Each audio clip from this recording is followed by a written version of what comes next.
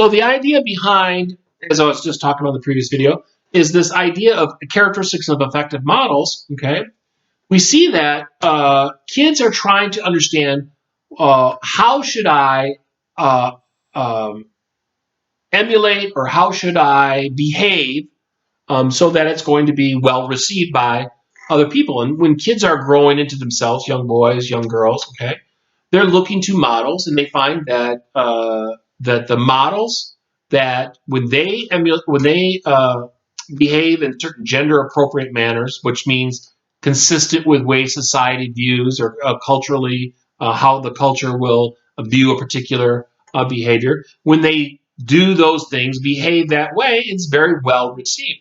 Well, the trick there is what?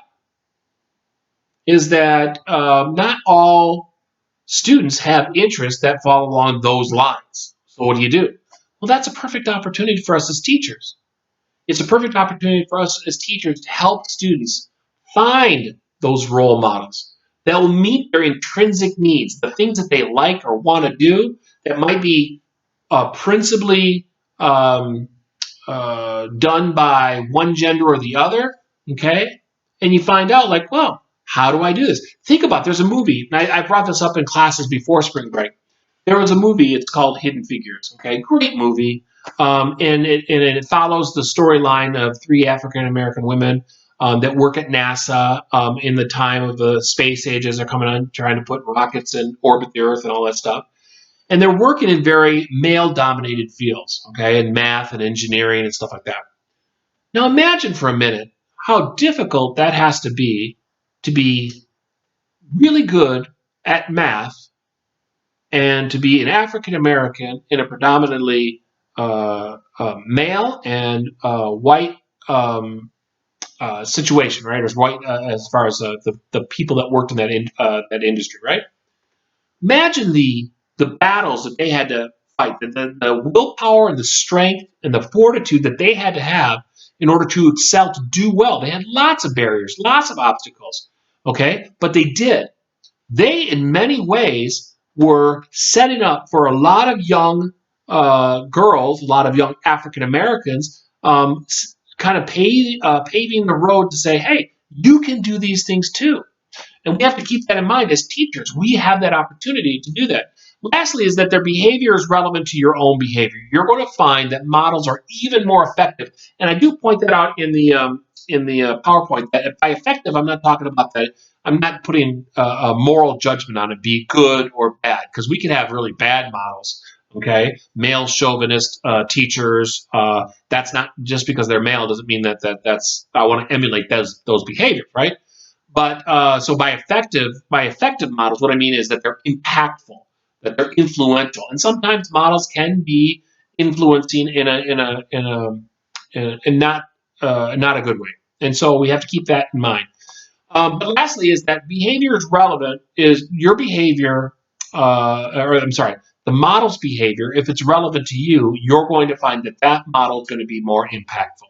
It's like whenever you go to a speaker and you go to listen to them, motivational speaker, whatever else, when they speak to you in your interest and your content areas, it's the aspiring teachers to have the teacher of the year come and present to the university and have a forum and talk and all that stuff. Those people are great models because you connect with them. Their content is relevant. They're more effective versus teacher, or I'm not sorry, but teacher, but speakers that come from different interest areas that you can't connect with. Suddenly, you're going to find that they're less, their experiences are less relevant, and therefore it's easier to become inattentive or disinterested, etc. So when you start thinking about as a teacher, um, how do we incorporate?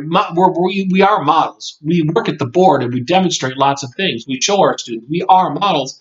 We have to ask ourselves, what do I need to focus on as a teacher in my experiences as a model? When I model behaviors, what do I need to focus on so that I can be effective to my students? All right. And you'll notice that in the book and in the PowerPoint, you'll see I have 4 conditions that are important for us as teachers to think about related to modeling behaviors. One is attention. The second is retention. The third is motor reproduction. And the fourth is motivation. Now let's think about each one of those independently. Attention. As a teacher, you have to have your students' attention. Okay? When you're modeling the behavior in the classroom, you got to make sure that the students are observing and thinking about what it is that you're doing. Okay? If you don't have their attention, in one ear, out the other. That's why when you see a teacher see their students is on their phone, when they're sitting there doodling, when they're rolling up, shooting spit wads, when they're whatever it is that they're doing, right? I know that they're focused on something else, and that anything that I'm saying is pretty much wah, wah, wah, wah, wah. They're not hearing anything, right? So I need to have the students' attention. Otherwise, they're not going to process the information that we are discussing or presenting or working through in class, right? Attention, that's an internalized process. Second, retention. When performing a complex skill or behavior, you want to help our students form visual or verbal visual and or verbal images, and provide them lots of opportunities to practice. But the idea is, I need to help you develop a strategy to remember something. For instance, when I say the word foil, what comes to mind?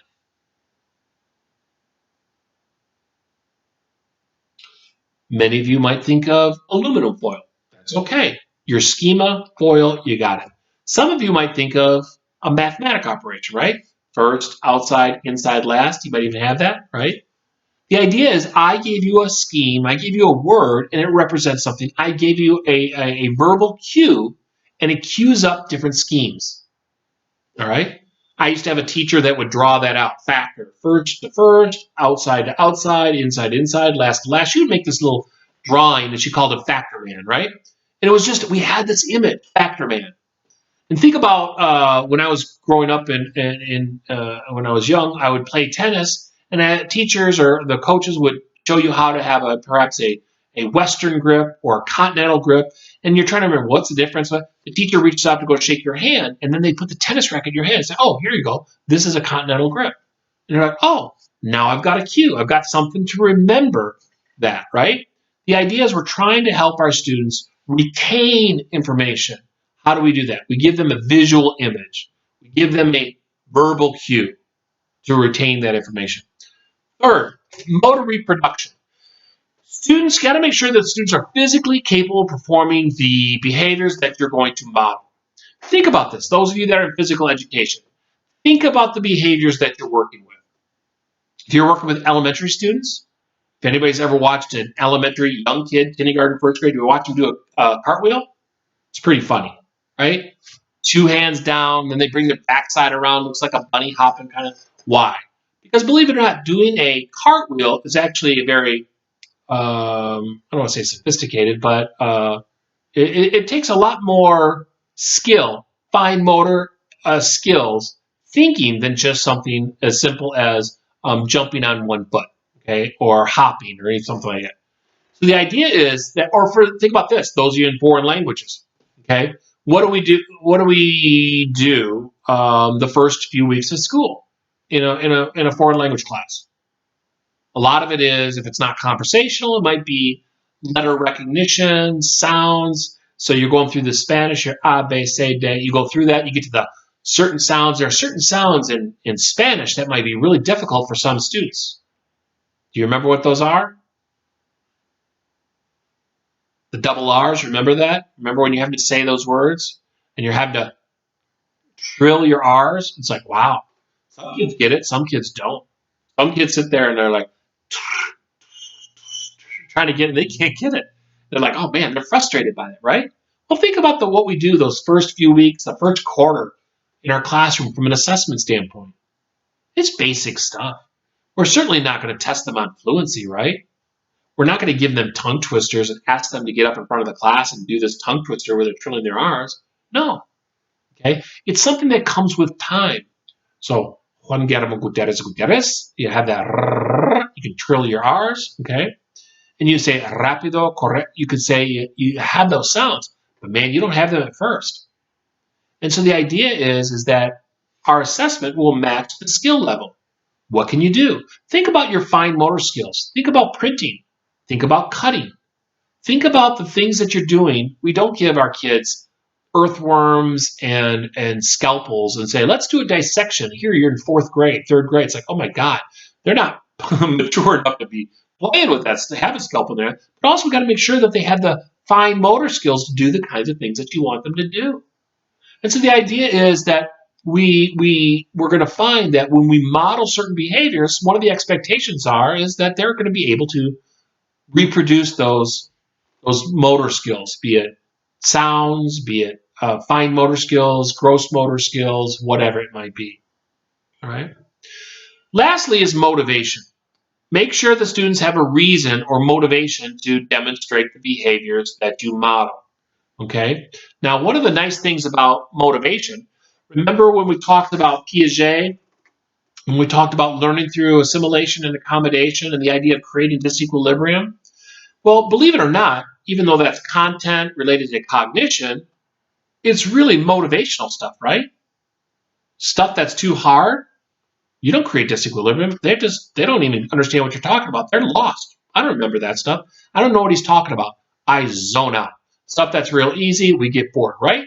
What we find is we got to create content that is right there in the wheel well so that the students feel motivated to do that. Now, from a learning standpoint, from a social cognitive perspective, motivation, Bandura talks about this at great length, is like, well, what's the motivation for them to behave that manner, to perform that behavior, whatever it is that you're modeling? And what you find is that there is a strong link between motivation, student self-efficacy, and their behavior. Remember what self-efficacy is? Self-efficacy is a belief in a student's ability to complete a task. If one of the essential conditions for effective modeling is ensuring that students have a motivation to do it, part of that is they are making an evaluation and assessment. Can I do it? If they don't believe they can do it, they're unlikely to try. Okay? That ties into self-efficacy. So from a teacher standpoint, we have to make sure that besides the getting their attention, giving them cues or ways to help them remember the content, making sure that they're able to reproduce, have the motor skills to reproduce the behavior we're modeling, we also have to make sure that they have a motivation, and that motivation stems from their belief in their ability to complete the task, self-efficacy. Can I do this? If they don't think they can do this, you'll lose them there, right? And that's essential for them to remember that behavior. If I don't think I can do it, I stop listening. And then all the work that you're doing at the board, all the work that you're doing in the gym, all the work that you're doing on the stage, all of that stuff is for naught because they don't think they can do that skill, and they just tune you out. So motivation is a key ingredient as an effective model. And I'm going to turn our attention to then how does a student develop self-efficacy? How do they develop their self-efficacy, and how do we incorporate that into their learning?